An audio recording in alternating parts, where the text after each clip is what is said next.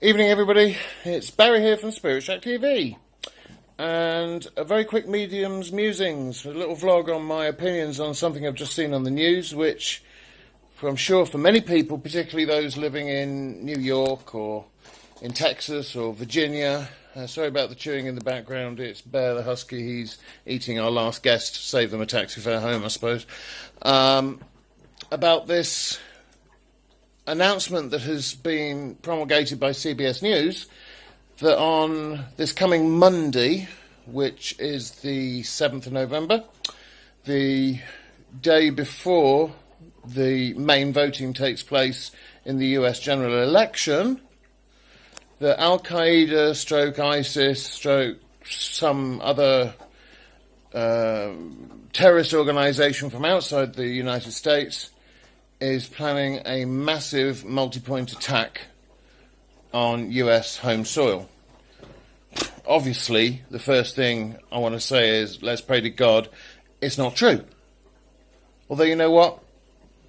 My gut feeling is, as somebody who strongly is involved in politics and is an avid viewer, along with Jonathan this time round, of all the shenanigans and the toings and goings and the blaming and the pointing and the staring in this time's election for the presidency, most powerful position of any one person can hold in this world. And it's between a man who apparently is a woman hater, but is a supremely successful, independently minded, non-politically based or motivated candidate, and a woman who is the archi-stereotypical politician in America. She's been there, she's seen there, she's done it. She wore the T-shirt, she probably paid for some sweatshop labouring 4-year-old child to work 46 hours, 28 days a week just to make the T-shirts in the first place, which she then sold through a fake foundation that lined her and her ex-president husband's pockets. I'm not saying any of that is true. I'm not saying any of that is circumspect. It's just politics. And politics is a nasty game.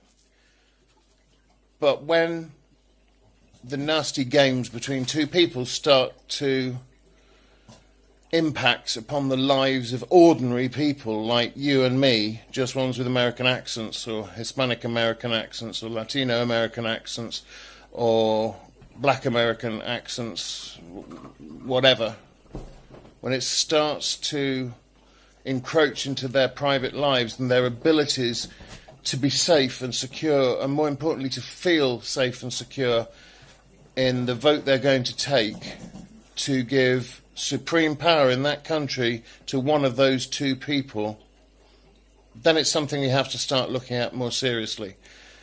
And this is an advance really of my vlog on the 7 principles on number 5, which is coming up over this weekend.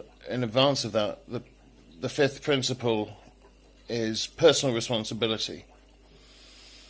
And you'll see it's my mini-series on the 7 principles has caused a bit of consternation in a few areas, because some people thought incorrectly that I was showing bias to one particular organisation within modern spiritualism. Well, I'm not. There are some certain differences amongst the wording and the spelling and the layout and the order and the inference of the principles used in the various different constituent bodies in modern spiritualism. Yes, we have our divisions just as much as everybody else does because we're human beings. But one thing that is constant through all of the different bodies is that 5th principle in this run of 7 that I'm doing the mini-series on. Personal responsibility.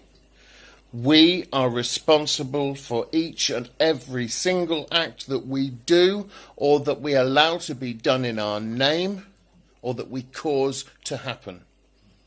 You've all heard of the word karma, and I'm not talking about a Boy George 80s lyric in Culture Club. I'm talking about the law of cause and effect. And basically put, it means that absolutely everything we say or do or cause to happen in our name or by our actions or actions of other people on our behalf has consequences. And those consequences can be fantastic. Say that one of the super rich multi-billionaires across the world, like a certain Mr. Gates, and more recently others following his fantastic lifestyle decision, say, I am going to donate 99% of my personal wealth to charitable organisations, to charitable bodies, to help make people's lives almost as enjoyable as mine is, to make people's health better, to make people's ability to fend for themselves, to live in their own home, be it mortgaged, bought outright or rented. Everybody has a right to have a roof over their head of their choice and style and to live in comfort. So part of that comfort and part of those rights are handed down back to us, we the people, by the people that we vote into office, by the people that we call to be our representatives in the way in which our local area, our town community, our village or parish life, right the way up to our national life, our continent's life, and the life of the planet as a whole is conducted. And they do that in our name because we trust them enough, or distrust them rather slightly less than the other candidates, which unfortunately is the case largely in modern politics, which I hate, having been politically active myself. But we have a duty to ensure that everything that is done in our name has a positive outcome, not just for us, not just for our own pockets, not for our political ambitions, but for everybody. And if this threatened, suggested terrorist attack is merely words, what's called in the media industry and in politics a false flag, meaning it's something that's been flagged up, but not just to the security services who have to deal with these sort of things and, in the most part, go about that I'm beginning to sound Canadian. They go about it and they do it in a quiet way, in a subtle way, because the last thing anybody involved in that sort of protective issue wants is for the enemy, or the perceived enemy, to know what they're about to do, to know that they've been rumbled. They want to catch them on the sly before they do anything, without any fuss. They certainly don't go about telling the entire community, not only of the nation, but in this particular case, thanks to CBS's coverage of it, the entire planet. We all now know that there is a perceived serious threat against American citizens and American soil planned for this Monday. We don't know who's behind it. We've got suggestions that have been offered to us, but we don't know. Now somebody, somewhere, has come up with that pronouncement. And it may well be based on fact. And of course, as I said at the beginning, I pray to God it's not the case. There's enough terror and pain and suffering in this world. If it is the case, I pray to God that they're able to do something about it before it happens and before any more innocent lives and bloods are shed in political game-playing's sake. And I am, of course, referring politically game-playing to these terror organisations, or those organisations we call terrorist organisations, that may or may not be behind it. But the law of cause and effect is absolute, it is adamant, and it is precise.